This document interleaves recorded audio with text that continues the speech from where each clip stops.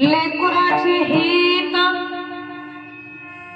वाहे माऊलीचे चित्त ऐसे कळवळ्याची जाते करीला भाविन प्रीती पोटी भार वाहे त्याचे सर्व सोयीसा आहे ऐसे कळवळ्याची जाते करीला भाविन प्रीती तुका म्हणे माझे तुम्हा संतावरी ओढे ऐसे कळवळ्याची जाती करीला भाविन प्रीती विठ्ठला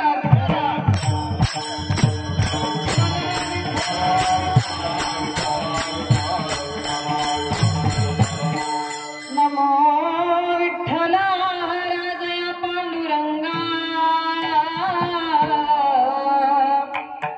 नमो रुक्मिणी माऊली ज्ञानगंगा नमो पुंडलिका नमो चंद्रभागा नमस्कार माझा रुक्मिणी पांडुरंगा पांडुरंगा करू प्रथम नमना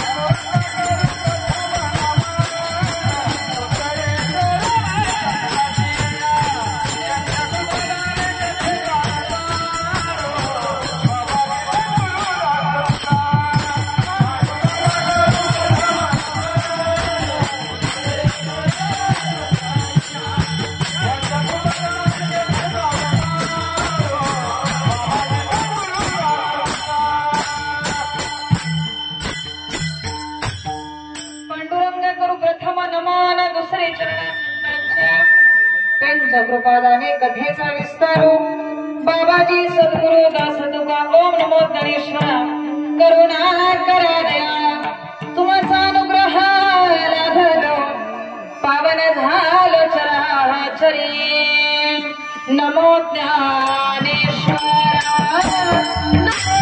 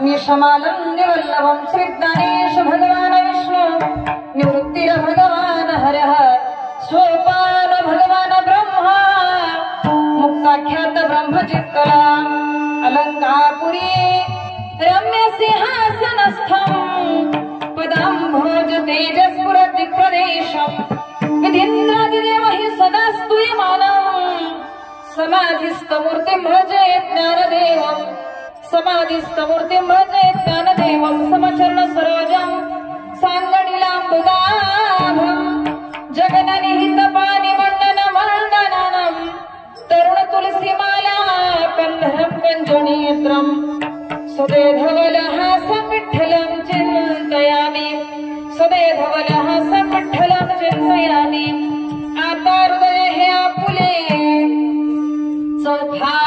चौथाडुनिया भले वै वै सावकावले श्री गुरूंची मज हृदय सद्गुरु जेने तारिलो हा संसार पुरो मनोनी विशेष दर्वेकावरी म्हणून जाणते गुरु भजिजे तेने कृत कार्य होईजे जैसे मूळ सिंचने सहजे शाखा पल्लव संतोषती आता विनव वाग्विलासिनी जे चातुर्यार्थ कला कामिनी ते श्री शारदा विश्वमोहिनी नमिली मिया विठ्ठला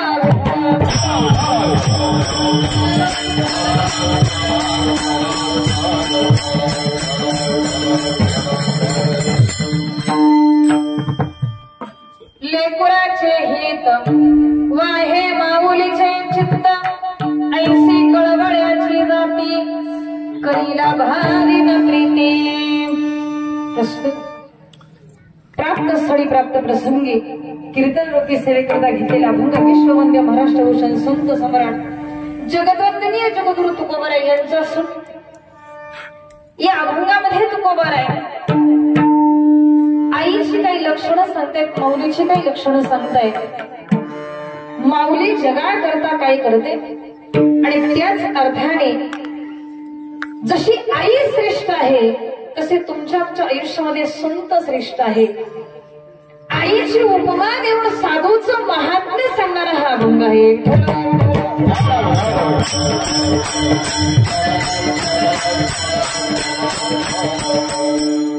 हजारो शेकडो वेळेस या अभंगावर चिंतन आपण ऐकलं असेल पण माझं एक मत असं असतं प्रत्येक वेळेस वेगवेगळ्या अँगलला त्याचा अर्थ लावणं आणि वेगवेगळ्या अर्थाने तो अभंग समजावून देणं कारण शेकडो वेळेसच काय करोडो वेळेस जरी अभंगाचा अर्थ लावले ना तरी आपल्याच्यानी अभंग हे न भंगती ते अभंग हे की नाही सागरासारख्या समुद्रासारख्या ज्याच्यामध्ये अथांग अर्थ आहे हे की नाही जसं समुद्र आहे आणि एक चिमणी आहे तिनं जर असं ठरवलं की या समुद्रातलं पाणी आपल्या चोचीनं उपसायचं किती दिवस लागतील अहो तिचं आयुष्य जरी गेलं तरी त्या समुद्रातलं पाणी संपणार नाही किंबहुना तिच्या चोचीला ते घेऊ शकणार नाही तसं अभंगाचे अर्थ अथांग समुद्रासारखे सागरासारखे अर्थ आहेत त्याचे आपल्यासारख्या चोचीनं आपण किती त्याचे अर्थ लावणार आहे आपल्या त्याच्या ज्याच्या त्याच्या बुद्धीनं अर्थ लावत असतो असे कितीतरी वेळा तुम्ही आणि एक आहे नवीन नवीन अनेक गाणी येतात नवीन नवीन अनेक पिक्चर येतात नवीन नवीन अनेक नट नटे अभिनेते येतात पण कालांतराने थोडस कालांतराने या गोष्टींचा ऱ्हास होतो जे पूर्वीच्या काळामध्ये जे गाणी होती ते आज राहिलेली नाही पण अभंग असे आहे 700 वर्ष जरी गेले तरी मौली दळवरे यांचे अभंग आजही जिवंत आहे 700 वर्ष 400 450 वर्ष झाले तरी जगद्गुरु तुकोबारायांचे अभंग हे आजही जिवंत आहेत आणि आज सुद्धा ज्या अर्थाने किंबहुनाच्या उत्साहाने त्यावेळेस ते म्हणत होते त्याच उत्साहाने आपण आजही म्हणतोय नित्य नूतन जैसे गीता तत्व या ज्ञानेश्वरीच्या गोवीप्रमाणे मौली दळवरे सांगतात की अभंगाचे अर्थ हे नित्य नूतन असतात. किंवा साधूचं जीवन, साधूचं जगणं, भगवान परमात्म्याचं नामस्मरण हे नित्य नूतन असतं. तुम्ही जितकं त्याचं स्मरण कराल, जितकं त्याची सेवा कराल, तितका त्याचा अर्थ तुम्हाला गूढ अर्थ त्याचा समजत जात असतो. म्हणून साधूची सेवा, शब्दांची सेवा, परमात्म्याची सेवा तुमच्या आमच्या आयुष्यामध्ये यश मिळवून देत असतात.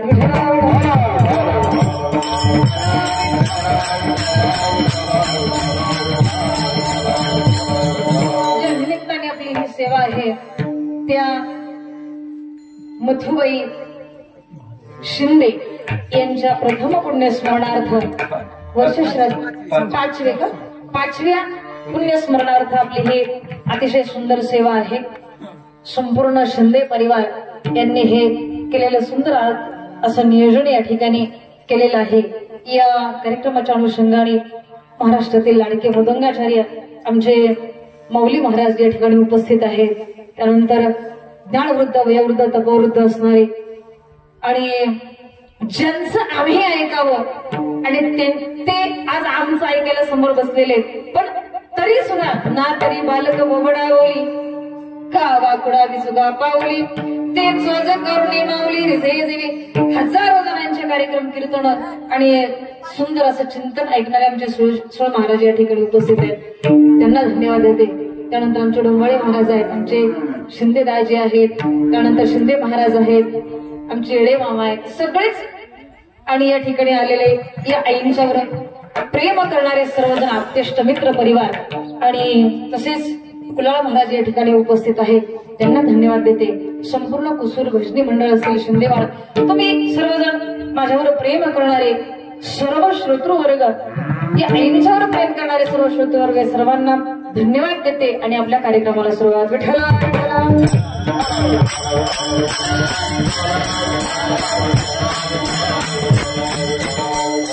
अभंग जगद्गुरु तुकोबा यांचा आहे. अभंगातला भाव अतिशय महत्वाचा आहे. पाचवं पुण्यस्मरण आहे. म्हणजे अनेक वेळेस या अभंगावर चिंतन झालं असेल किंवा अनेक वेगळ्या अभंगावर चिंतन झालं असेल. सांगायची गोष्ट अशी आहे की वर्ष श्राद्ध असेल, हे जे कर्म आहे हे माणूस कशा करता करतो किंवा का करायचं, एकाच मिनिटामध्ये सांगून जाईन तुम्हाला की सगळ्यात महत्वाचा अर्थ असा आहे की गेलेल्या व्यक्तीला चांगली गती प्राप्त होण्याकरता हे श्राद्ध कर्म आहे. दुसरी गोष्ट अशी आहे, गेलेली व्यक्तीपासून कुठल्याही प्रकारचा पितृदोष त्या घराला, त्या आप्तेष्टांना, त्या परिवाराला लागू नये याच्याकरता श्राद्ध कर्म. तिसरी गोष्ट अशी आहे, कशावरून ओळखायचा पितृदोष होतो किंवा पितृदोष शब्दाचा अर्थ आहे पितरांपासून होणारा जो त्रास आहे याला पितृदोष म्हणतात. मग महाराज सांगतात की कशावरून ओळखायचा, हा कितीही पैसा कमवा पण तो पैसा जर आणि घरामध्ये टिकत नसेल, घरामध्ये भावाभावांचे असतील, मुलगा आणि पितेची असेल, आई वडिलांचं असेल, असं जर घरामध्ये सतत कलह होत असेल, सतत जर भांडण होत असेल तर त्याला समजावं पितृदोष आहे. या सर्वातून मुक्तता होण्याकरता मला गणमाराय सांगतात हे सर्व दोष घालवण्याचं एकमेव साधन जर कोणतं असेल तर ते नामस्मरण आहे.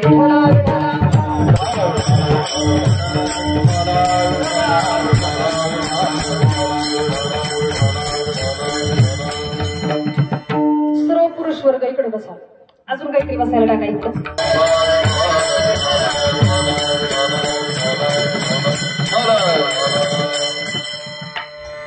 मानवी जीवन आहे. मानवी जीवनामध्ये नेमकं माणसानं कमवायचं काय, काय मिळवावं मनुष्यानं. प्रपंच करत असताना, जीवन जगत असताना सर्वात महत्वाच्या 3 गोष्टी आहेत. जसं शरीरामध्ये पित्ताची जरूरत आहे, शरीरामध्ये माणसाला पित्त असावं, आहे की नाही. प्रपंचामध्ये, संसारामध्ये वित्त असावं, वित्ताशिवाय, पैशाशिवाय संसार चालत नाही. घरामधून पाऊल टाकल्याबरोबर माणसाला पैसा लागतो जेवण जगण्याकरता. कोण तुम्हाला फुकट काही देणार नाही. प्रपंच करता पैसा लागतो. आणि परमार्थ करत असताना परमार्थामध्ये माणसाला चित्त असावं लागतं. आणि चित्त असं आहे, चित्त हे परमार्थामध्ये असणारं चित्त हे स्थिर असावं. मन म्हटले नाही, काय म्हटले? चित्त. चित्त हे स्थिर राहणार आहे. महाराज सांगतात की असं असणारं चित्त ते प्रपंचामध्ये असावं.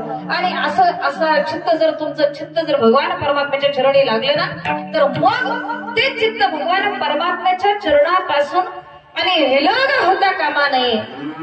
काय कमावं माणसाने जीवनामध्ये? जगद्गुरु तुकोबाराय सांगतात की जीवन तर सगळेच जगतात, पण जीवन जगल्यानंतर एक अवस्था अशी आहे की त्या अवस्थेला प्रत्येक माणसाला जाणं आहे, ज्याचं नाव मृत्यू आहे, ज्याचं नाव मरण आहे. आयुष्यामध्ये किती जगले, किती वर्ष जगले, किती महिने जगले, याला काही किंमत नाही. महाराज किती जगले याला किंमत नाही. जीवन जगत असताना तो जीवन वर्षानुवर्ष जगत असताना तो कसा जगला याला फार मोठी किंमत आहे.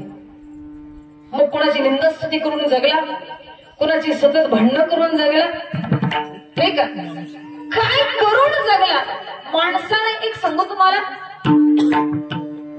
जीवन पाठीमागे राहील शाश्वतीने, धन पाठीमागे राहील याची शाश्वती नाही. पण एक वाक्य ऐका मायबा, पाठीमागे काय राहत?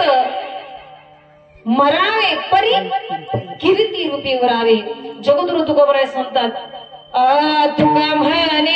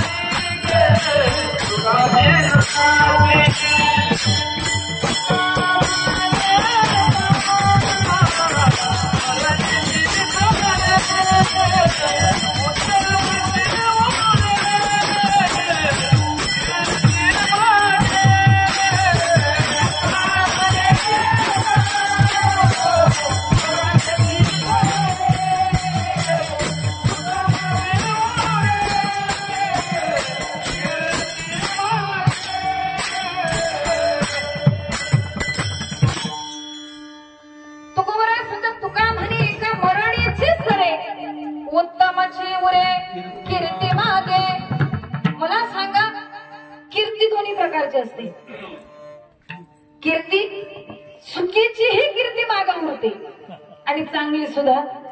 एखादा माणूस चुकीचं कर्म करणारा असेल, रोज भांडण करणारा असेल, गावाला त्रास देणारा असेल, त्याची सुद्धा पाठीमागं कीर्ती उरते. आणि चांगल्याची सुद्धा चांगलं कर्म केलं असेल तर ती चांगली कीर्ती उरते. पण जगद्गुरु तुकोबाराय सांगतात, चुकीची कीर्ती उरण्यापेक्षा कशी उरावी? चांगली उरावी. उत्तमची उरे कीर्ती मागे. कारण जीवन असं आहे, आज जे भगवान परमात्म्याने तुम्हाला देह दिलेला आहे ना, तो देह देत असताना भगवान परमात्म्याच्या करता आपलं काहीतरी कर्तव्य कर्म आहे. तुकोबाराय सांगतात की असं कर्म करत असताना भगवान परमात्म्याचं हो रात चिंतन घडावं. कारण जीवन असं आहे, जिंदगी एक किराए का घर है, एक ना एक दिन बदलना पड़ेगा,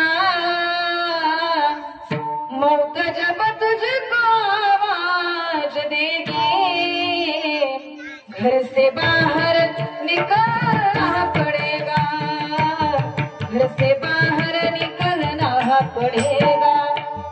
जीवन असं आहे, जसं एखादं घर आपण भाड्यानं घेतो तसं जीवन आपल्याला आयुष्य हे भाड्यानं मिळालेलं आहे आणि मिळालेल्या घरामध्ये आपण किती दिवस आणि कसं राहायचं हे आपण ठरवायचे. तुकोबाराय सांगतात असं या मिळालेल्या आयुष्यामध्ये आपलं जीवन चांगल्या पद्धतीनं आपण जगणं याला साधू संत उत्तमची उरे कीर्ती मागे असं म्हणतात. मग कुणाची कीर्ती राहते? प्रसिद्धी वेगळी आणि कीर्ती वेगळी. ऐका माही बाब, प्रसिद्धी ती असते, प्रसिद्धी थोड्या काळापुरती असते. एखादा माणूस चांगल्या पदावर गेला ना, मग 5 वर्ष 10 वर्ष मग त्याची प्रसिद्धी असते.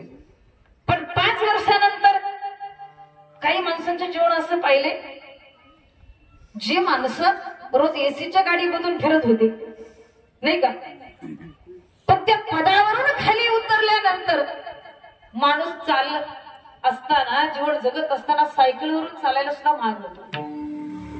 प्रसिद्धी आहे ना ती. प्रसिद्धी तुम्हाला तुमच्यापासून वेगळं टाकते, पण कीर्ती अशी असते, कीर्ती तुम्हाला कधीही सोडत, तुम्ही गेले तरी सुद्धा कीर्ती तुम्हाला सोडत नाही. ज्या आईंच्या निमित्ताने ही सेवा आहे, मला सांगा 5-5 पुण्य स्मरण करणारं हे कुटुंब किती भाग्यवान असते आई. आणि भाग्यवान त्याच नाही तर त्यांच्या निमित्ताने आपण सर्वजण सुद्धा आहोत. याचा कशा करता सांगते की कशा करता भाग्यवान, त्यांच्या निमित्ताने 2 तास सेवा आहे, 2 तास नामस्मरण आहे, 2 तास ज्ञानदान आहे. अहो काही लोक किती गेले आणि किती मेले कोण कशाला विचारतो. महाराज म्हणतात की जसे जीवन जगत असताना निसर्गामध्ये कितीतरी जीव जन्माला येतात आणि कितीतरी मरतात, कुणी त्याचा विचार करत नाही. पण जीवन जगत असताना कर्तृत्वहीन मनुष्य ज्यावेळेस जीवन जगतो ना, काहीच कर्तृत्व कर्म करत नाही, त्यावेळेस मग माणसाचं जीवन तसं राहतं. कुणी त्याला काही कर्म करत नाही, कोणी त्याला विचारित नाही. पण चांगलं कर्तृत्व असेल, चांगलं कर्म असेल, अशी मुलं पोटी जन्माला यावीत.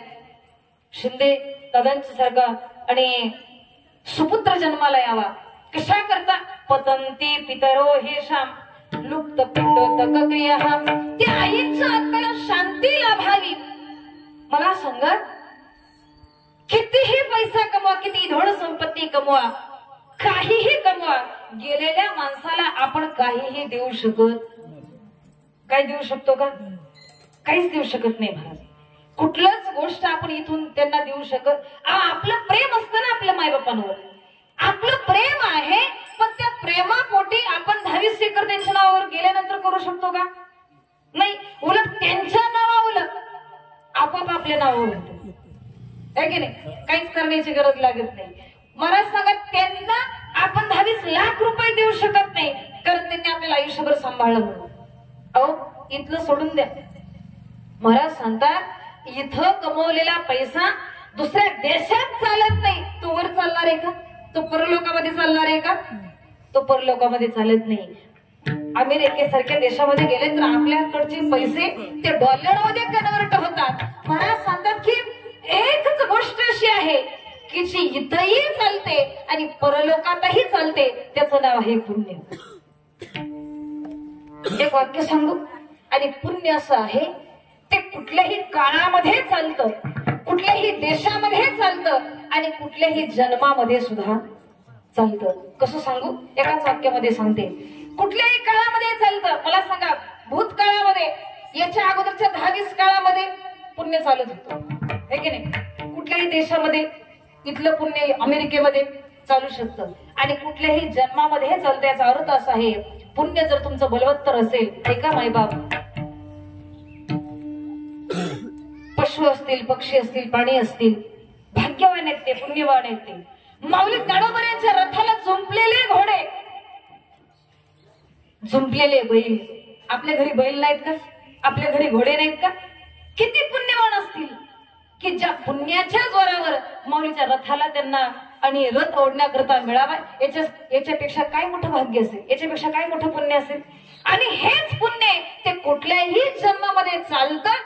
याच्याकरता जगद्गुरु तुकोबाराय आधी करून सर्व संत महाराज संतांचा नाथराय वर्णन करतात की याच्याकरता काय करावं माणसानं? एकच गोष्ट करावं,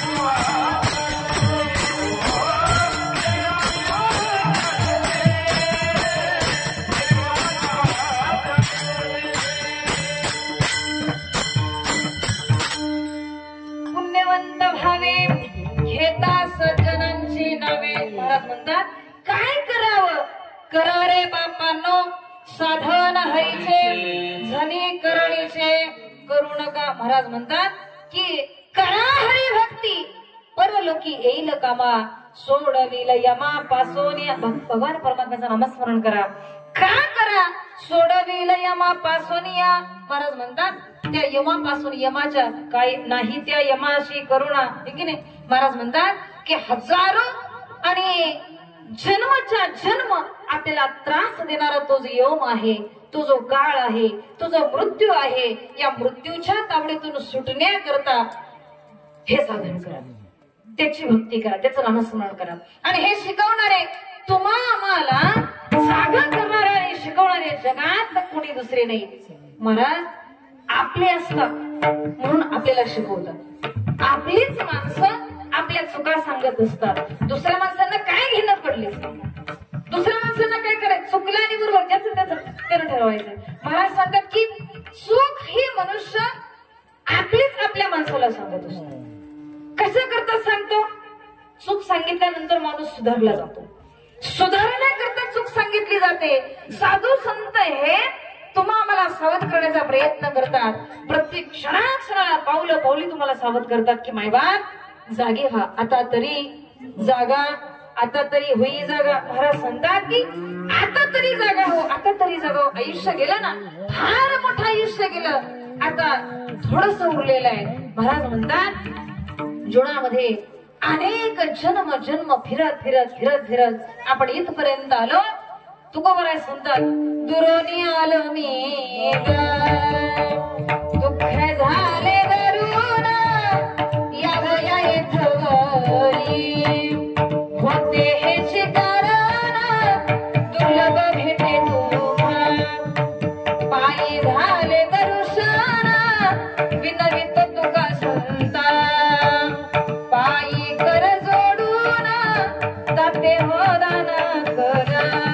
महाराज म्हणतात दुरोणी आलो मी का, अनेक जन्म फिरत फिरत फिरत फिरत फिरत इथपर्यंत आलो. अनेक जन्मच्या जन्म दुःख सोसत सोसत भोगत भोगत इथपर्यंत आलो. मग या जन्मामध्ये नेमकं काय करावं. तुकोबराय सांगतात की मानवी जन्म असा आहे की त्या जन्मामध्ये माणसाला कर्मही करता येतं आणि भोग सुद्धा भोगता येतो. एकच मानवी जन्म असा आहे. इतर योनी अशा आहेत त्या फक्त भोगभूमी आहेत. त्यांना म्हणता येतं का तहान लागली भूक लागली, प्राण्यांना प्रश्न म्हणता येतं का आम्हाला जेवायला वाढा, नाही ना. चांगलं वाईट कर्म पशु पक्ष्यांना नाही कळत, कळतं कुणाला, फक्त माणसाला. असं झाल्यानंतर किंबहुना असं केल्यानंतर असं होईल हे ज्ञान कुणाला आहे, फक्त मानवी जीवाला आहे. याच्याकरता अगोदर आपण सावध व्हावं. याच्याकरता संत सांगतात परिणामांचा विचार करून जो अगोदर सावध होतो त्याला खरा माणूस म्हणतात. परिणामांचा विचार करावा ना. असं चुकीचं कर्म केल्यानंतर दुःख भोगावं लागेल. परिणामांचा विचार करून माणूस जो सावध होतो तो गोबराय सांगतात सावध करण्याचा प्रयत्न आम्ही करतो. माणसाला नाही कळत, माणूस अज्ञानी आहे. याच्यापेक्षा सांगू तुकोबराय सांगतात की अज्ञानी जीव आहे, त्या अज्ञानी जीवाला मार्गस्थ करण्याचं काम संत करतात. पण संत करत असताना भगवान परमात्मा सांगतात की ज्या वेळेस आणि अर्जुन आणि भगवान परमात्म्याचा संवाद चालू आहे. अर्जुन भगवान परमात्म्याला सांगतोय देवा हे जग सगळं आंधळ आहे, त्यांना दिसत नाही. त्यांना दिसत नाही म्हणजे डोळे नाहीत असं म्हणायचं नव्हतं. दिसत नाही याचा अर्थ असा आहे ते अज्ञानी आहे. मग देवा तू तर सर्वज्ञ आहेस. मग तुझं काम आहे की प्रत्येक माणसाला नाही का जागर करणं, प्रत्येक माणसाला ज्ञान देणं कोणाचं काम आहे? भगवंत तुझं काम आहे. पण त्यावेळेस भगवान परमात्मा अर्जुनाला सांगतायत, अर्जुना तू म्हणतोय ते बरोबर आहे, मी ज्ञानी आहे. पण ज्ञानी असून सुद्धा उपयोग जर समोरच्या माणसाला ते ज्ञान घ्यायचंच नसेल तर मी सांगून सुद्धा काही उपयोग नाही. मग ज्याला गरज आहे तो माझ्यापर्यंत येईल. मी सगळ्यांचा उद्धार करत बसणार नाही. मग कुणाचा उद्धार करेल? जो मज होय अनन्य शरण तयाचे निवारी जन्मानी मरण म्हणून शरणांगता शरण मी जरी सगळ्यांचा बाप असलो ना तरी ज्याला गरज आहे तो माझ्यापर्यंत येईल. मी त्याचाच फक्त उद्धार करेन. विठ्ठल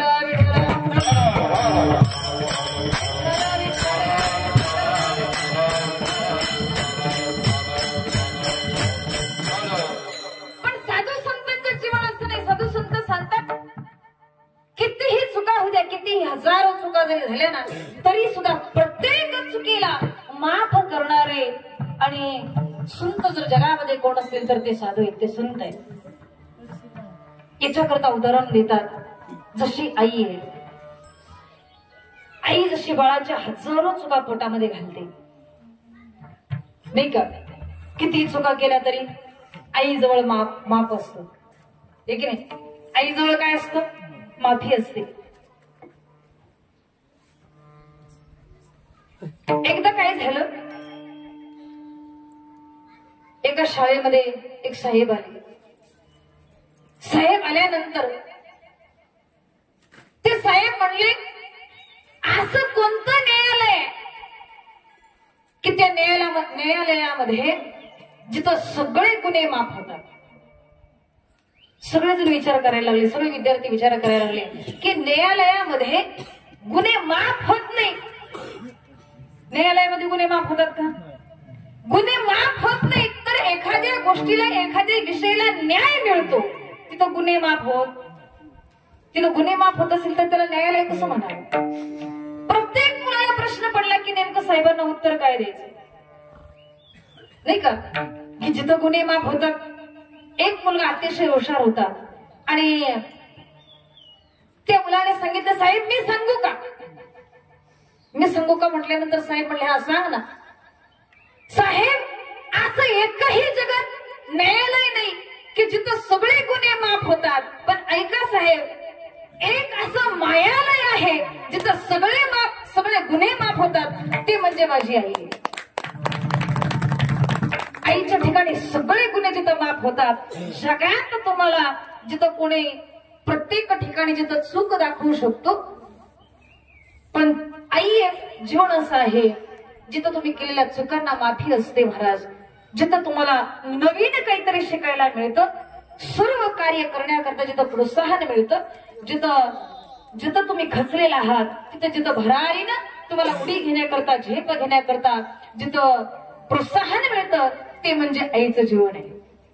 तो तुम्हाला सांगतात, अशी मातृदेवता, अशी आई, अशा आईच्या ठिकाणी जसं प्रेम आहे तसं माझ्या साधू संतांच्या ठिकाणी तुमच्या आमच्या अज्ञानी जीवाविषयी प्रेम आहे. म्हणून संतांचं जीवन असं आहे की संत जगावर उपकार करतात. येथे उपकारासाठी आले घरजा वैकुंठी. भगवान परमात्मा हे वैकुंठामध्ये राहतो आणि संत सुद्धा वैकुंठामध्ये राहतात. पण साधूचं जीवन आहे, भक्ताच्या रक्षणाकरता देव येतो आणि जगाच्या कल्याणाकरता संत येतात. भगवान परमात्म्याचं जीवन असं आहे, भक्ता राखे पायापासी दुर्जनासी सुमहारी. पण जगद्गुरु तुकोबाराय सांगतात की साधू संतांचं जीवन असं आहे की साधू संतांचं जीवन जगावर केला जगासी उपकार तारियले नारी नर. महाराज म्हणतात जगावर उपकार करणं किंबहुना प्रत्येक जीवाचा उद्धार करण्याकरता संत साधू जन्माला येत असतात. किती प्रेम करतात तो अहो सांगू शकत नाही, इतकं आपल्यावर प्रेम करतात. किती प्रेम करावं. साधं मनुष्याचं जीवन आहे की हजारो चुका करणाऱ्या लेकरावर जर आई प्रेम करत असेल, मला सांगा जगाला ज्ञान देणारी ज्ञानेश्वरी ज्या माऊली ज्ञानोबरायांच्या मुखातून जन्माला आली, त्या ज्ञानोबरायांना लोकांनी किती त्रास दिला, किती त्रास दिला ज्ञानोबरायांना लोकांनी. अहो, एक दिवसाचा प्रसंग आहे. 5 वर्षाची मुक्ताई आहे आणि ही मुक्ताई आईला म्हणते, आई मला पुरणपोळी खायची. आई विचार करते, गावामध्ये ज्या लोकांना, ज्या मुलांना आपल्या फिरको सुद्धा दिलं जात नाही, ज्या इंद्राणीच्या तीरावर पाणी भरण्याकरता जाऊ देत नाही, आपल्या कुटुंबाला ज्या लोकांनी वाळीत टाकलेलं आहे, हिला पुरणपोळी कुठून खाऊ घालायची. 4-2 दिवस निघून जातो, आठवडा निघून जातो आणि ज्या वेळेस विठ्ठलपंत आणि रुक्मिणी साहेब देहांत प्रायश्चित्त घेण्याकरता लोकांनी यांना स्वीकारावं, लोकांनी यांना मान्यता द्यावी, लोकांनी यांना समाजामध्ये घ्यावं, याच्याकरता स्वतःचं जीवन संपवण्याकरता निघालेले मायबाप किती उपकार असतील हो मायबापाचे. ऐका मायबाप, जीवनामध्ये चुकीच्या मुलांची आपण साथ देतो, जगावर उपकार करणारे हे 4 भावंड हे की नाही, निवृत्तीनाथ दादा असतील, ज्ञानोबराय असतील, सोपन काका असेल किंवा आदी शक्ती मुक्ताई असेल, जगावर उपकार करणारे हे साधू संत जन्माला आलेले आहेत.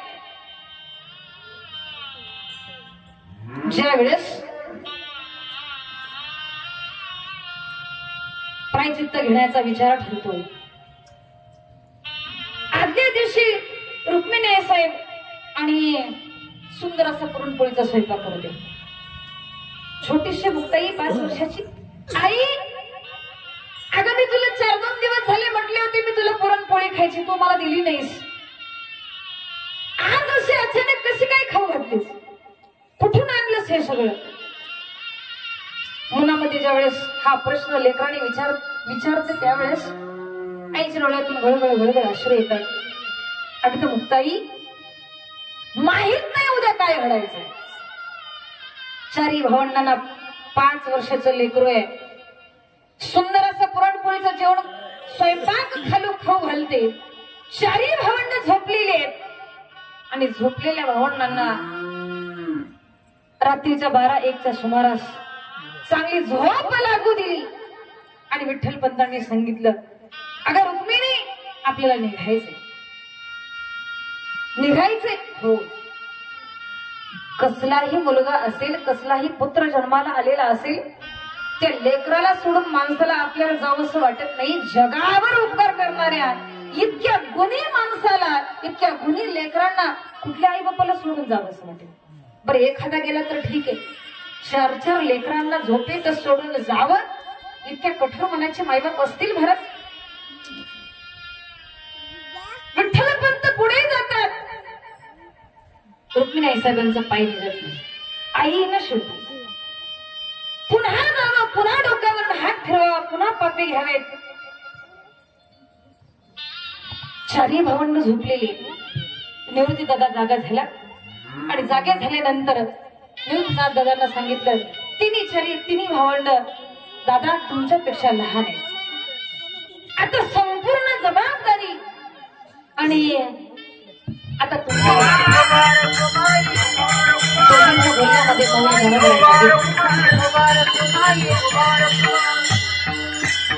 रुक्मिणी साहेबांनी म्हणावं, ज्ञानदादा तुमच्या सगळ्यांपेक्षा लहान आहे, अगं मुक्ताई तर सगळ्यांपेक्षा लहान आहे. आजपासून त्यांची माय आणि बाप तुम्हाला व्हायचे. पण संगू जेवण महाराज त्याच ज्ञानोबरायांनी जगावर उपकार करण्याकरता किंवा जगाला सुख देण्याकरता, जग आनंदी होण्याकरता त्या ज्ञानोबरायांनी प्रतिज्ञा करावी की प्रत्येक जीव माझा सुखी असावा. मी जे दुःख भोगलं, मी जो लोकांचा त्रास सहन केला, तो त्रास माझ्या एकाही माणसाला, एकाही व्यक्तीला भोगायला लागू नये. म्हणून सर्व पंथातले, सर्व जातीतले, सर्व धर्मातल्या प्रत्येक लोकाला, प्रत्येक माणसाला ज्ञानोबरायांनी एकत्रित केलं आणि या भगवत धर्माच्या धर्म मंडपाखाली एकत्रित केलं आणि हा भगवत धर्माची स्थापना केली. कशा करता सांगते, गणोबाईचं साधूचं हृदय इतकं व्यापक आहे म्हणून जगामध्ये पुरुष असून सुद्धा जर माऊली ही पदवी कुणाला असेल तर ती माऊली गणोबाई.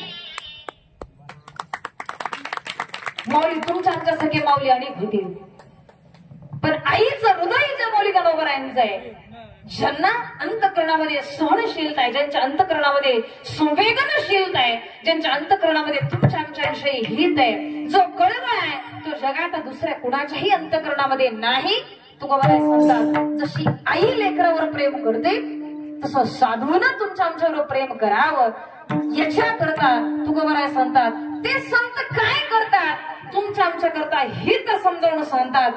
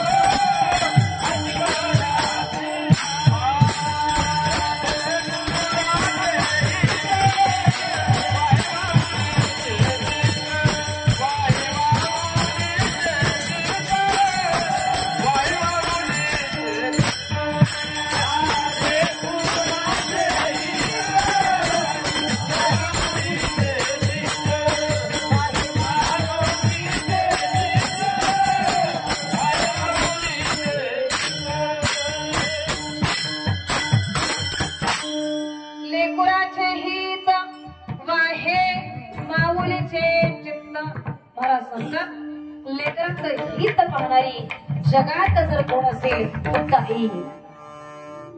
आईला आपल्या बाळाशिवाय दुसरं काही सुचत नाही का. आईला आपल्या लेकराविषयी इतका कळवळ असतो अंतःकरणामध्ये, इतकं प्रेम असतं अंतःकरणामध्ये. किती असतं सांगू. 5-6 महिन्याचं जर बाळ असेल ना आणि आई जर इकडे तिकडे कुठं काम करत असेल तर अंतःकरणामध्ये एकच भाव असतो, ते उठले का काय, ते जागा झाले की काय, कुठं बाहेर जाऊ शकत नाही. मला सांगा, एका खोलीमध्ये अगदी 10-20 माणसं बसलेली, 10-20 बसलेली माणसं, आणि आई जर नळावर काम करत असेल, भांडी घासत असेल, 6 महिन्याचं लेकरू ते त्या रूम मध्ये झोपलेलं आहे. पण उठल्यानंतर सगळ्यात अगोदर आवाज कोणाला जातो? 10 माणसं 20 माणसं खोलीमध्ये बसलेत ना, पण सगळ्यात अगोदर आवाज कोणाला जातो? आईला जातो. याचा अर्थ असा आहे, तुकोबा यांचं एक प्रमाण सांगते, तुका म्हणे येथे पिसे तेथे कैसे असेल. जसं आईला लेकराविषयी अंतःकरणामध्ये ओढ आहे, तशी बाळाला सुद्धा आई सोडून दुसरं कोणी आवडत, आई सोडून दुसरं कोणी आवडत नाही. आई कशी दिसायला, वेडी वाकडी असू द्या, काळी असू द्या, गोरी असू द्या, पण माऊली दानोबाने खूप गोड माऊली म्हणतात का रंबे होणं बरी. अशा 10-20 नारी जरी त्या लेकराच्या पुढे उभा केल्या आणि त्याला सांगितलं ना, तुझ्या आईपेक्षा देखणे या सगळ्या जण आहे. आई मग ते लेकरू काय म्हणतो, कितीही सुंदर असू द्या पण मला माझी आई पाहिजे. त्याच्या आईपेक्षा जरी सुंदर असतील तरी आईच्या अंतःकरणामधलं जे प्रेम आहे हे बाकीच्यांच्या अंतःकरणामध्ये येईलच अशी शाश्वती. तुकोबराय सांगतात की हे जे जीवन आहे तसं अनेक पंथ आहेत, अनेक ग्रंथ आहेत, पण माझे साधू संत किंवा माझ्या दडोबरा तुकोबरायांच्या अंतःकरणामध्ये तुमच्या आमच्याविषयी जो कळवळा आहे तो इतर लोकांच्या ठिकाणी नाही. महाराज म्हणतात येतो हिताचा कळवळा पडती हाती म्हणून या काळाच्या तडाख्यामध्ये आपण जात आहोत. याच्याकरता सावध करण्याकरता साधू संतांच्या अंतःकरणामध्ये तुमच्या आमच्याविषयी कळवळ आहे. किती अंतःकरणामध्ये आईचा कळवळ असतो. स्वतःचा प्राण जरी जाण्याची वेळ आली ना तरी सुद्धा आई मागं पुढं पाहत नाही, याला कळवळ म्हणतात. विठ्ठला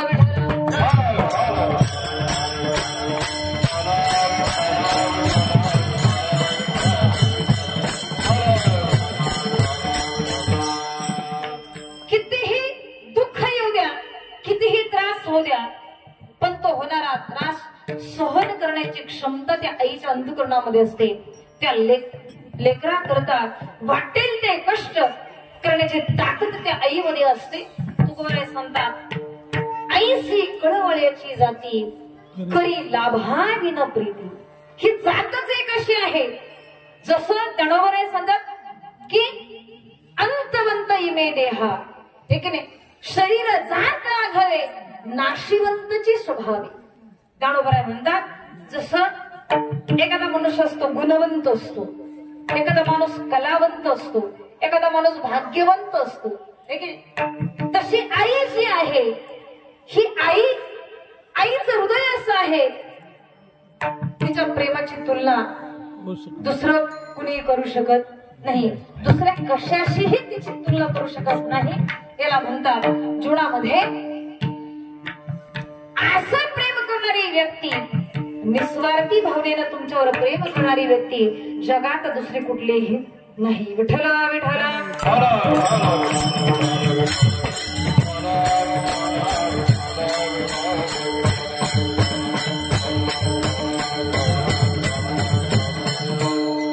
जिवंतपणीच ती प्रेम करते याच्यात नवल नाही. महाराज जिवंतपणीच ती प्रेम करते याच्यात नवल नाही.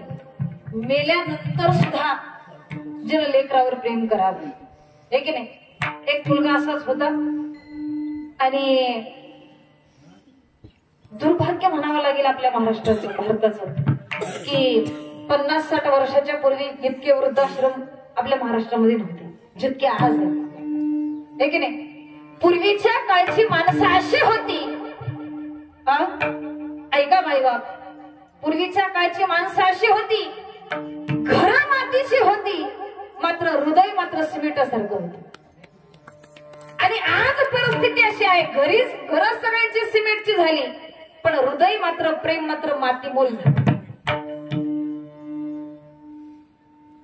त्या आईच्या पोटी आलेले लेकरू ज्या मुलानं आईला वृद्धाश्रमामध्ये नेऊन ठेवलेलं आहे आणि ठेवलेला मुलगा 8 दिवसानं 15 दिवसानं महिन्यानं आणि आईला भेटायला जायचं. भेटायला गेल्यानंतर त्याला आईने विचारावं लेकराला, बाळा तू कसा आहेस, माझ्याकरता काय घेऊन आलास. त्या लेकराला सांगावं आई तुझ्याकरता काय पाहिजे, तुला इथं बसून तुला जी पाहिजे ती गोष्ट मी आणून देतो. करता करता एकच वाक्य आईनं सांगितलं की मला काहीच आणून देऊ नकोस, मग एक काम कर माझ्याकरता, मी जिथं राहते ना त्या वृद्धाश्रमातल्या खोलीमध्ये एकही फॅन नाही, एकही फॅन नाही. मग असं कर त्या प्रत्येक रूम मध्ये, तू फार श्रीमंत आहेस ना, त्या प्रत्येक रूम मध्ये एक फॅन लावून दे. तो मुलगा म्हणतो आई फॅन तर घरी भरपूर आहे, तू तुझ्या पुरतं बघ ना, तुझ्या एकटीच्या खोलीमध्ये मी फॅन लावून देऊ शकतो, प्रत्येकाच्या खोलीमध्ये फॅन लावून देण्याची काय गरज आहे. आई सांगते बाळा, अरे माझं शब्द माझं शरीर घामाचं होतं, मला मध्ये कष्ट करण्याची सवय होती म्हणून मी सगळं सहन करू शकते. या ठिकाणी इतके मच्छर आहेत की त्याचा त्रास मी आज सहन करू शकते. पण ऐक बाळा, ज्या वेळेस तुझी मुलं तुला या वृद्धाश्रमात आणून टाकतील ना, त्यावेळेस तुला हे सहन होणार, त्यावेळेस तुला हे सहन होणार नाही. म्हणून त्याच्याकरता तो आत्ताच तयारी कर. जैसी करणी वैसी भरणी. महाराज म्हणतात की अरे तुम्ही ज्यांच्याकरता तुम्ही जसं करून ठेवले ना, पुढं सुद्धा तुम्हाला मुलं म्हणतात माझ्या आई बाबांनी माझ्या आई वडिलांना असं सांभाळलं होतं, आपण सुद्धा तसंच सांभाळायचं. जीवन असं आहे महाराज. आपल्याकरता कष्ट करणारे मायबाप, आपल्याकरता जीवन स्वतःचं जीवन दान देणारे मायबाप जगामध्ये इतके आपल्यावर प्रेम करणारे असतात, स्वतः उपवाशी राहतात, पण तुम्हा आम्हाला चांगले दिवस दाखवण्याकरता वाटतील ते कष्ट करतात. महाराज सांगतात 1 रुपया घेऊन गाडीवरून फिरत राहणारा मुलगा, 1 रुपयाची किंमत त्या मुलाला नसते. ऐका मायबाप, एका रुपयाची किंमत विचारा एसटीच्या कंडक्टरला जाऊन. 1 रुपया कमी असला तर तो कंडक्टर एसटीतून उतरवतो, त्यावेळेस ते 1 रुपयाची किंमत कळते. बरोबर. 25 रुपयाच्या विमल सारख्या गुटख्याच्या पुड्या घेऊन गाडीवरून हिंडणारी मुलं, ते 25 रुपये मिळवण्याकरता ज्या बापाला अहो रात्र, त्या माईला अहो रात्र शेतामध्ये घाम गाळावा लागतो, कष्ट करावे लागतात, त्यावेळेस त्या 25 रुपयाची 1 रुपयाची किंमत कळते. महाराज तुम्ही स्वतः कष्ट करा, याच्यापेक्षा सांगू जवळच. दुसऱ्याकडून घेतलेले पैसे उधळायला किंमत लागत नाही, पण स्वतः कमवलेले पैसे 10 रुपये जरी खर्च करायचे म्हणले, माणूस 10 वेळेस विचार करतो. देव पण स्वतः कष्ट केलेले असतात ना. म्हणून कशा करता हे सर्व सांगते की मायबाप लेकरांच्या करता फार मोठे कष्ट करतात, खूप अहोरात्र तळतळीनं प्रपंच करतात. त्या प्रपंचाचं सार्थ व्हावं याच्या करता अहोरात्र कष्ट करणारे मायबाप, पण त्या मुलांनी त्याची किंमत राखावी या ऐनच्या निमित्ताने. आणि ज्यांनी 5-5 पुण्यस्मरण करावे, ज्या वेळेस घरदार होतं, ज्या वेळेस कष्टातून हे शरीर आणि संपूर्ण देह, संपूर्ण संपत्ती, संपूर्ण हे गोकुळासारखा परिवार ज्यांनी निर्माण केला, त्या आईंच्या निमित्ताने झालेली सेवा महाराज सांगतात की करण्याकरता, उभं करण्याकरता फार मोठे कष्ट आहेत. भाग्यवान आहेत त्यांच्या पोटी आलेले मुलं, ज्यांच्या निमित्ताने ही सेवा आहे. महाराज म्हणतात अशी मुलं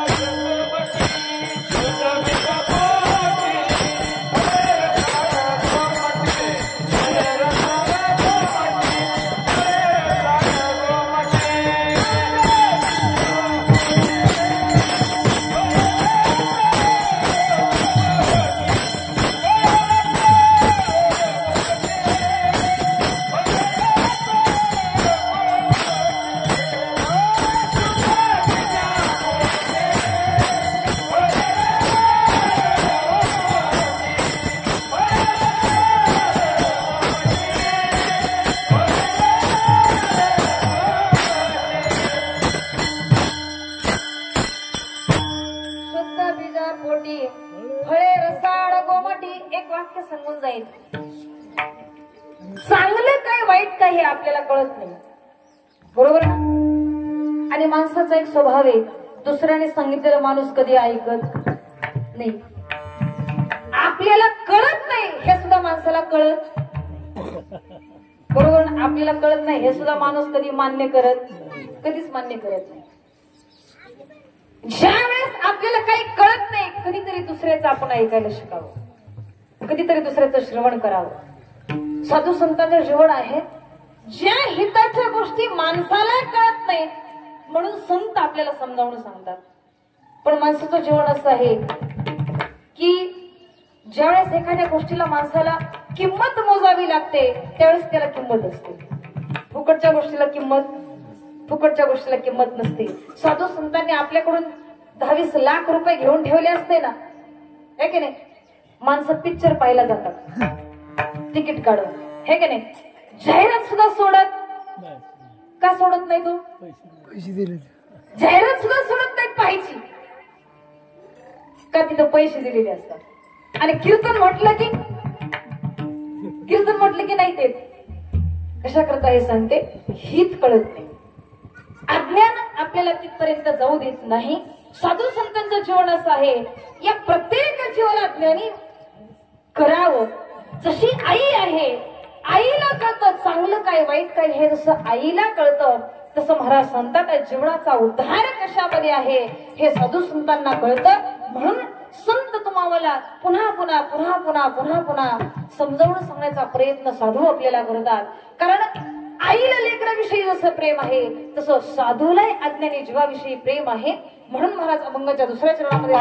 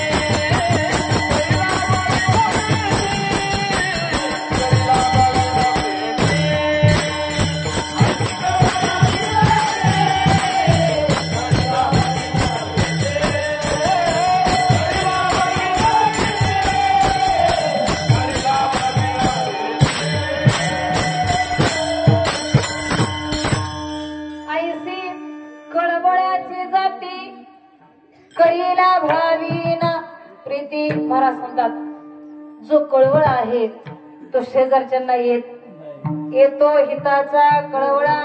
महाराज म्हणतात तुमचा आमचा कळवळा फक्त स्वतःच्या मायबापाला येतो, तुमचं आमचं दुःख फक्त स्वतःच्या मायबापाला होत असतं. तसंच हे दुःख साधू संतांना होत असतं. जीवनामध्ये प्रेम करणारे अनेक माणसं असतात तुमच्यावर, पण स्वार्थापोटी प्रेम करणारे प्रत्येक जीव आहेत. निस्वार्थी भावनेनं प्रेम करणारे फक्त मायबाप असतात.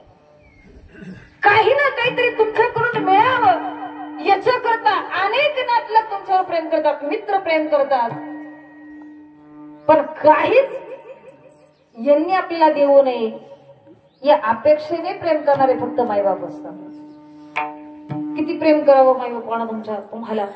ऐका, मायबाप जन्माला आल्यापासून मृत्यूच्या क्षणापर्यंत आपले आई वडील आपल्यावर प्रेम करत असतात.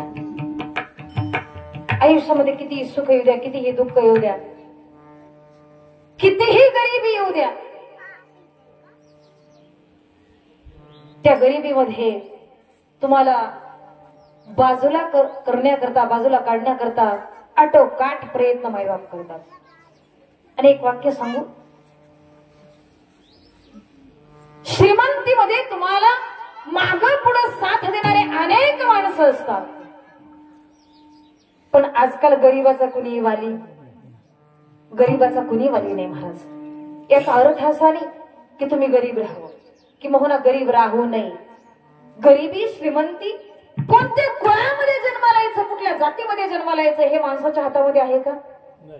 हे माणसाच्या हातामध्ये नाही.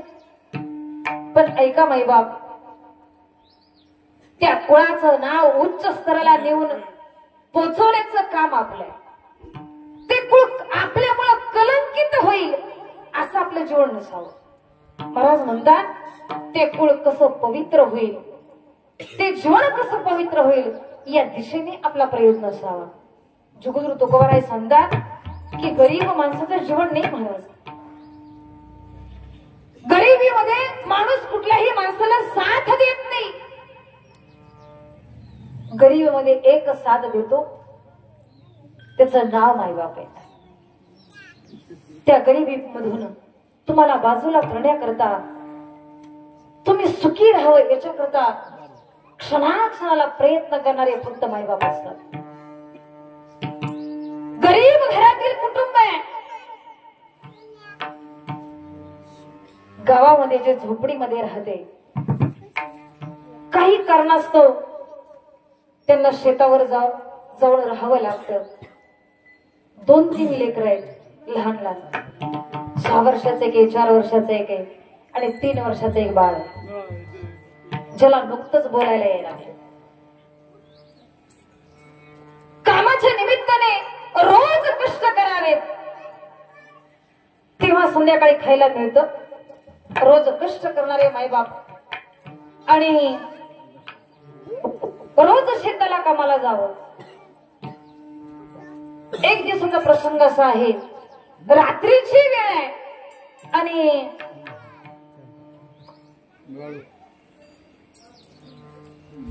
शेतावर गेलेलं हे संपूर्ण 5-6 माणसाचं कुटुंब शेताच्या झोपडीमध्ये झोपलेलं आहे. रात्रीचा 12चा सुमार आहे. त्या 12 वाजता त्या शेतामध्ये एक काळा कभिन्न येणारा साप येऊन त्या पतीला चावतो. गरिबी कशी असते सांगते नाही बाबा. 5-10 मिनिटांमध्ये एकच ओरडलेला आवाज आला.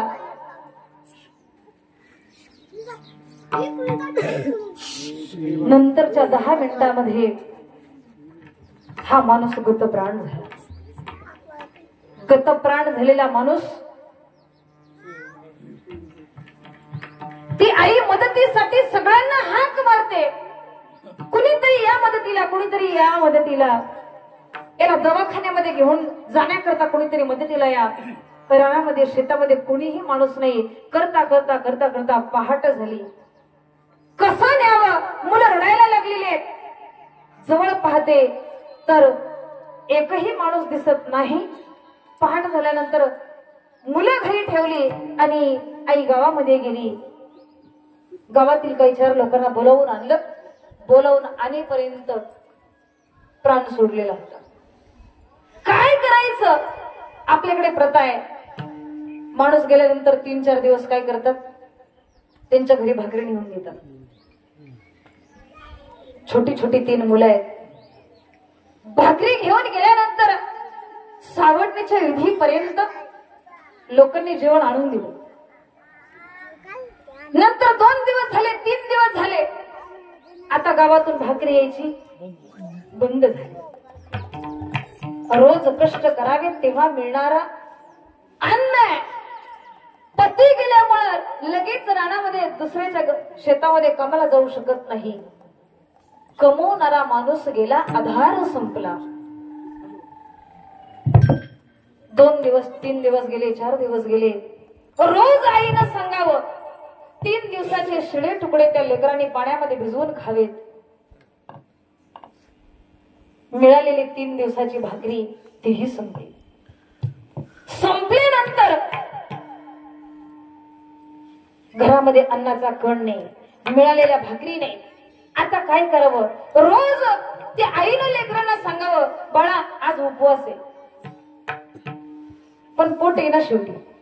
दिवस कसा कसा काढावा, पण संध्याकाळच्या वेळी मुलांनी दाय मोकलून रडावं, आई भूक लागली, आई भूक लागली म्हटल्यानंतर हा आवाज ज्या वेळेस आईच्या कानावर पडतो ना, आईचं हृदय पिळवटून जावं. काय लेकरांना सांगावं?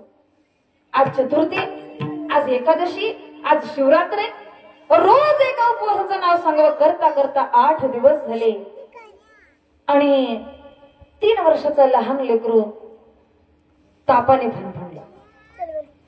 तापाने फणफणलेलं असल्या कारणानं त्या 4 वर्षाच्या मुलीनं म्हणावं, आई सांग ना ग, आपला दादा मरेल आता, सांग ना आई, आपला दादा मरेल का ग? मरेल का म्हटल्यानंतर त्या आईनं त्या मुलीच्या कानाखाली वाजवून दिली. का ग असं काय बोलतेस? आई सांगू? अगं माणसं इतकी विचित्र आहे. भाकरी आणून देत. माणूस मेल्याशिवाय घरी भाकरी देत नाही. 8 दिवसाची उपवाशी असणारी मुलगी आणि आईनं असं म्हणावं की मरावयाची इच्छा करावी. का बरं? भाकरी करता. इतकी गरिबी बाई नाही महाराज. कशा करता हे सांगते. तुमच्या आमच्या आयुष्यामध्ये जितकं तुमच्या मनगटामध्ये ताकद आहे, जितकी मनगटामध्ये बळ आहे ना, तितकं कष्ट करा. ते कष्ट तुम्हाला वाचवतील. ते कष्ट तुम्हाला दुःखातून, त्या गरिबीतून बाजूला करण्याचं काम. ऐका बाई बाप, एक वाक्य सांगून जाईल. जरी तुम्ही देरे हरी पलंगावरी म्हटली ना, भगवान परमात्मा द्यायला बसलाय. पण ऐका बाई बाप, कर्तृत्वहीन मनुष्य माणसाला आवडत नाही याच्यात नवल नाही. कर्तृत्वहीन मनुष्य देवाला सुद्धा कधीच आवडत नाही. म्हणून देवाने स्वतः अर्जुनाला सांगावं, अर्जुना लढ, तू कष्ट कर, कमव काहीतरी, वाघासारखं जीवन जगावं, कष्टामध्ये जीवन जगावं. कष्टाला घाबरू नये, कष्टाला भिवू नये, कष्टाला लाजू नये. काहीतरी कर्तृत्व कर्म करावं आणि चांगलं कर्म करून मग मरावं. हे देवाने शिकवावं. ही शिकवण आपली आहे. महाराज म्हणतात, असं ज्याचं जीवन आहे, अशा परिस्थितीमध्ये सुद्धा त्या आईनं कष्ट करावे, त्या लेकरांना शिकवावं, मोठं करावं आणि पुन्हा मायबापाचं स्वप्न त्या लेकरांनी पूर्ण करावं. वाटेल ते कष्ट त्या लेकरांच्या करता करावं. गरिबीमध्ये परिस्थिती असली ना तरी सुद्धा 10-20 घरचे धुणी भांडी करावेत, पण वाटेल ते कष्टामध्ये लेकरांना मोठं करावं. हे संपूर्ण वैभव प्राप्त होण्याकरता एका दिवसाचे कष्ट नाहीत मायबाप. फार मोठे कष्ट उभं करण्याकरता फार मोठे दिवस लागतात. जगद्गुरु तुकोबाराय सांगतात, आईसी कळवळ्याची जाती करीला भावीन प्रीती. महाराज म्हणतात, त्यांची जबाबदारी घेण्याकरता जशी आई लेकराची जबाबदारी वाहते, तसे साधू आपल्या जीवनाची जबाबदारी वाहतात. आई जशी आपल्या लेकराचं कष्ट वाहते, पोटी भार वाहे त्याचे सर्व सोयीस आहे. त्याच्या आयुष्यामध्ये ज्या ज्या चांगल्या गोष्टी घडाव्यात याच्याकरता प्रयत्न करणारी ती माय असते. महाराज सांगतात, असं प्रयत्न करणारी जशी आई असते, तसे तुमचं आयुष्य सुखकर व्हावं याच्याकरता प्रयत्न करणारे संत असतात. म्हणून तुकोबाराय सांगतात, पोटी भार वाहे त्याचे सर्व सोयीस आहे, ऐसी कळवळ्याची जाती करीला भाविन प्रीती. विठोबा रखुमाई, विठोबा रखुमाई, विठोबा रखुमाई, विठोबा रखुमाई.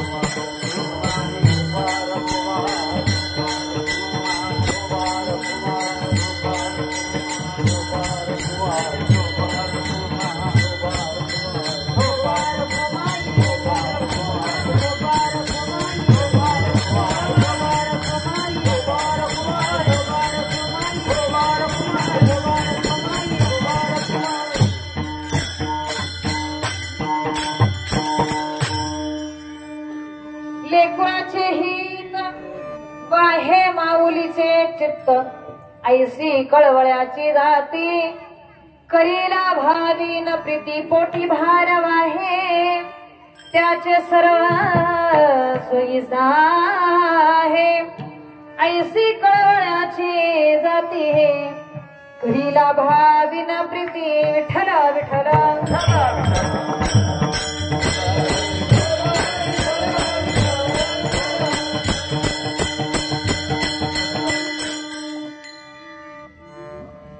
एक आई आहे, एक स्त्री आहे, जी संपूर्ण कुटुंबाला एकत्रित ठेवण्याचं काम करते. एकत्रित बांधून जर कोण ठेवत असेल, अनेक गुणांनी अनेक रूपांनी नटलेली ही आई, जी कोणाची मुलगी असेल, जी कोणाची बहीण असेल, जी कोणाची काकी असेल, जी कोणाची वहिनी असेल, अंतःकरणामध्ये जिच्या नैसर्गिकरित्या प्रेम आहे, जिच्या अंतःकरणामध्ये नैसर्गिकरित्या संवेदनशीलता आहे, नैसर्गिकरित्या जिच्या अंतःकरणामध्ये सहनशीलता आहे, अनेक प्रसंगाला तोंड देण्याची क्षमता जिच्या अंतःकरणामध्ये आहे, ती आई आहे. पण कधीतरी असा प्रसंग येतो महाराज, कोणाची तरी मुलगी, कोणाची तरी माय स्त्रियाच स्त्रियांशी आणि विरोधाने वागतात.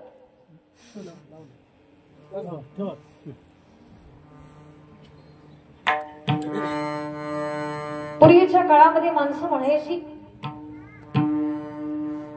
फार मोठ्या सासू सुनांचा जाच असायचा.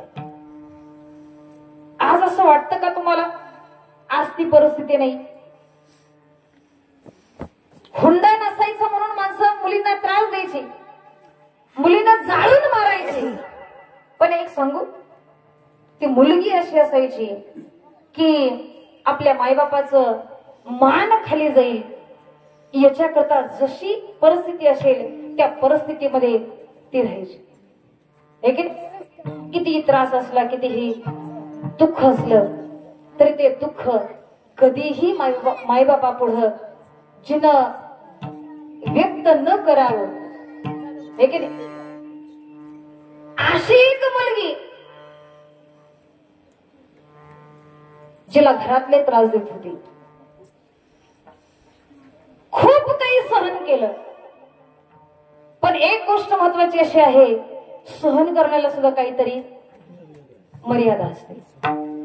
एखादा हंडा आहे, त्याच्यात तुम्ही पाणी भरत राहिला, एक वेळ असे त्याला काठ आहे, त्या काठावरून ती उचंबळून वाहणार आहे. सहन करण्याला सुद्धा काहीतरी मर्यादा आहे. खूप काही सहन करते आणि सहन करणारी ही मुलगी ज्यावेळेस सहन करण्याचा बांध फुटतो त्यावेळेस ती आपल्या आईला पत्र लिहिते, आई आजपर्यंत जे काही घडलं मी तुला कधीच सांगितलं नाही, कधीच मी व्यक्त केलं नाही. पण आज अशी वेळ आहे की मला तुला सांगावं असं वाटतंय. ती आई ती लेक आपल्या आईला पत्र लिहिते. त्या पत्रामध्ये मजकूर लिहिते, पत्रात मजकूर लिहिते मी आई, पत्रात मजकूर लिहिते मी आई,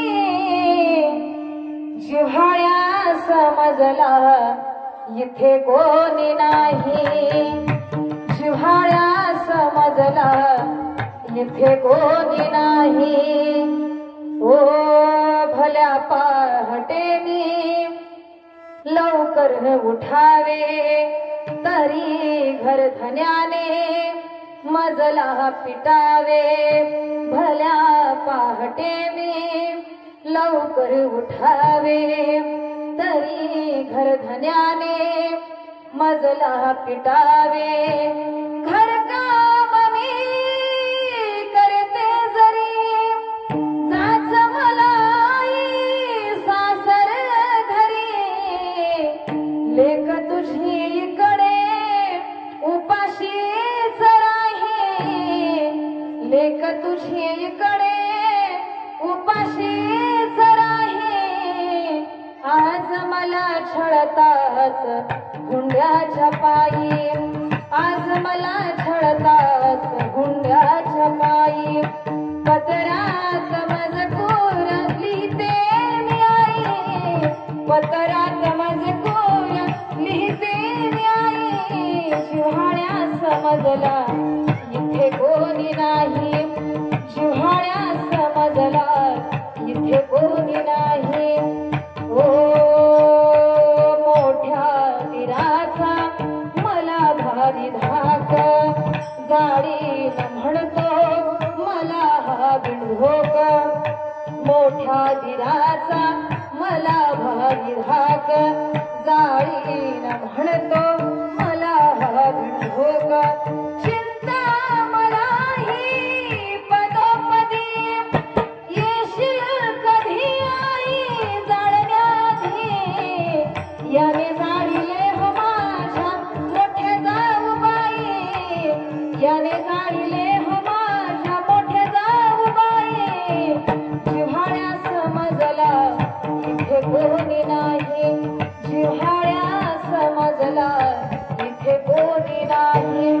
पत्रात मजकूर लिहिते मी आई, पत्रात मजकूर लिहिते मी आई, जिव्हाळ्या समजला इथे कोणी नाही, जिव्हाळ्या समजला इथे कोणी नाही.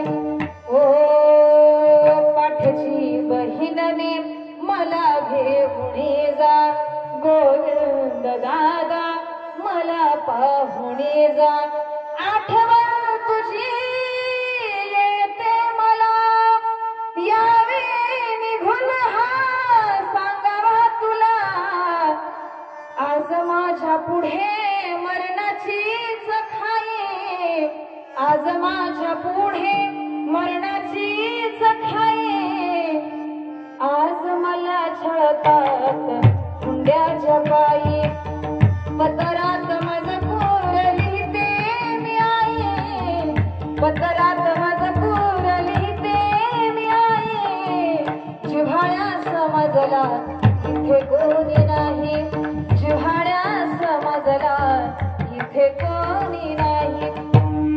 कितीतरी मुली, कितीतरी मायबाप, स्त्रिया अशा असतील या ठिकाणी, कोणाची तरी ती माई असेल, कोणाची तरी मावशी असेल, कोणाची तरी वहिनी असेल, पण ऐका मायबाप, दुसऱ्याचं घर सोडून, आपलं स्वतःचं घर सोडून ती दुसऱ्याच्या घरी नंदायला येते आणि त्या घराचीच ती होऊन जाते.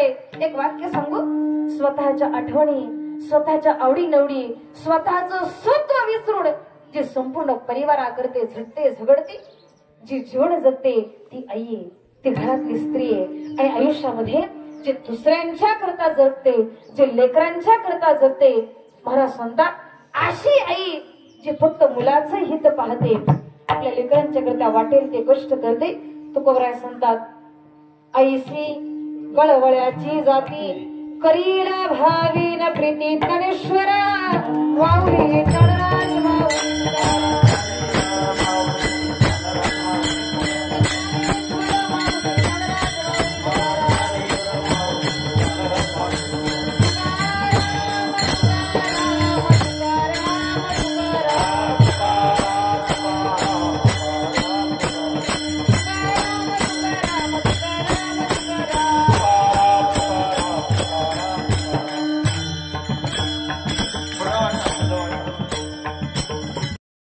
शिंदे दाजी यांच्यामुळे या कार्यक्रमाची संधी मला या ठिकाणी परत एकदा करण्याची संधी प्राप्त झाली. त्यानंतर महाराष्ट्राचे लाडके मृदंगाचार्य आमचे मौली महाराज आहेत, सुरू महाराज आहेत. त्यानंतर हार्मोनियम वादक दादा आहेत, ज्यांचा हा जो कार्यक्रम आहे संपूर्ण आणि युट्यूब चॅनेलवर जाणार आहे, याच्याकरता शूटिंग करणारे आमचे गौरव दादा. त्यानंतर त्यांची सिस्टीम अतिशय सुंदर आहे, त्यांनाही धन्यवाद देते आणि तुम्हा सर्वांच्या चरणी समर्पित करते. आमचे विनेकरी महाराज, त्यांनाही धन्यवाद देते आणि झालेली सेवा याच ठिकाणी थांबवली. तुका म्हणे माझे, तुका म्हणे माझे, तुका म्हणे माझे, तुका म्हणे माझे.